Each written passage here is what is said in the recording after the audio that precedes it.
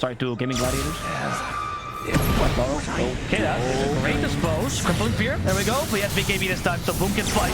In fact, Boom wants to fight. In fact, they want to take down the Hawk. The Hawk, though, killing a fair amount. He thought the arm was quite tanky, but Boom is just chasing after him, punishing him. Boom is out of mana. Boom has no BKB. Now it's time for him to TP. But the Hawk is having none of this. Punishing Boom in that high ground. As the CK tries to pummel the Hawk. The Hawk playing with the high ground vision. As Seleri almost dying to the vessel. Manages to relocate barely in time. The Hawk, though, has one target in mind, and that is dyrachyo. tOfu wants a toss, but the crippling fear prevents it. tOfu cannot toss his teammate back, and he can't toss himself to safety either. So BetBoom will be killing both. And now Seleri comes back after that relocate. We do have a dispose. Rebound in 3 seconds. Seleri, goodbye. Volleyball play. I think it's fair to say, though, that Gaimin Gladiators understood this was their time to fight. So I like that play from a strategic point. But you're right, like, it's hard to measure when it's your time to fight how far you can stretch it. Like, how far can you push it? And I think they pushed it, like you said, just a little bit too far. With Storm being kind of alone in the beginning of the fight. Unable to utilize his BKB as well. Definitely tough. You come back. All right, so I'm not sure if they had the blink on timing that fight, but they definitely do now. And the ideal scenario here is waiting for the Aegis and getting an Avatos on the coil. 10 seconds for that, so I think they are kind of banking on this Aegis expiring now. What does Pivo mean? He initiated on the Marci instead of the coil, and that's on Larl. He was in a really good position under the tier 2 tower. And then when the CK went back, he jumped blind. So, in fact, it's true. It's a freebie. Yeah, that's a ward, high ground ward from BetBoom. Really nicely played by Gilger. But perhaps Gaimin Gladiators don't want to make this a freebie. They want to make it a trade. Hard to notice, helping him out a little bit. But unfortunately, they can reach him just as easily as Gilger. Needs a couple more tiny. tOfu doesn't have enough damage. They need someone to help him. They're going for SoNNeikO first. Now it's time. tOfu has gained them enough time. tOfu knows. But with the Fiend's Gate, Underlord's coming back. And BetBoom once again is looking to reinitiate. They're actually going for dyrachyo. And dyrachyo will fall as we hear about Atos. There are way too many Storm Spirit responses in this game. And I don't think Storm is that good of a hero anymore to justify. No, that was the last pick. So he needs a lot out of that. Ace.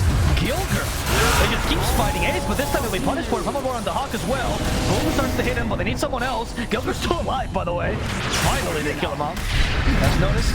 Gets BKB. Nice good amount of the form. They actually initiate onto this. The Hawk has to shoot the target. He goes for the Storm. He's been silenced. He knows there's no BKB on Boom, but he barely gets away thanks to the avalanche from tOfu. As they stun poor dyrachyo, trying to go through that dark portal.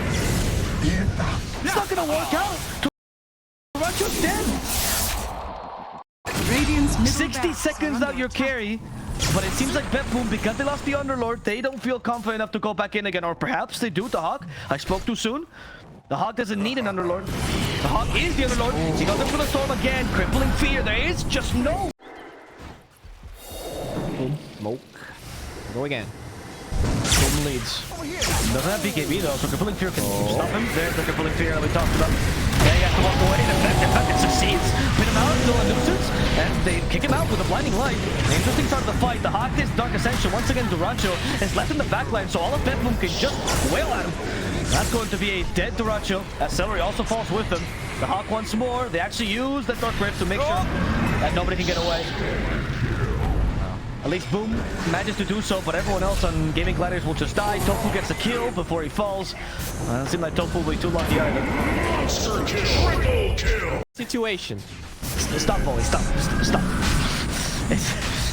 Gaimin Gladiators, they have the avalanche, okay? Potentially, they could like underboard the avalanche. They have some damage. Stolen Aegis. They stole the Aegis. See, that's a start. That's a start for Gaimin Gladiators. Not good enough, but they'll get them somewhere. And cheese. The Hawk chases after them. Dark Rift used as Fiend's Gate started used as well. As Ace is the target once again. BKB won't last that long, and they can probably catch up to him afterwards. He probably will get extra movement speed.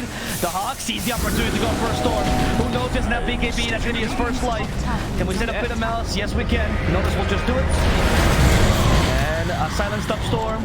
Then Rooted, saved by a relocate, but they dispose back to dyrachyo. I didn't even see what he was doing there. Okay. Unlucky, I guess. Lucky indeed.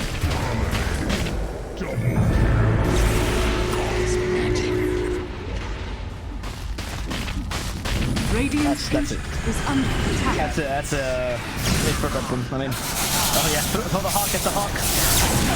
1-4 for good measure. They dispose the Force Storm. Goodbye to him. Seleri also gets disintegrated, and the GG is called.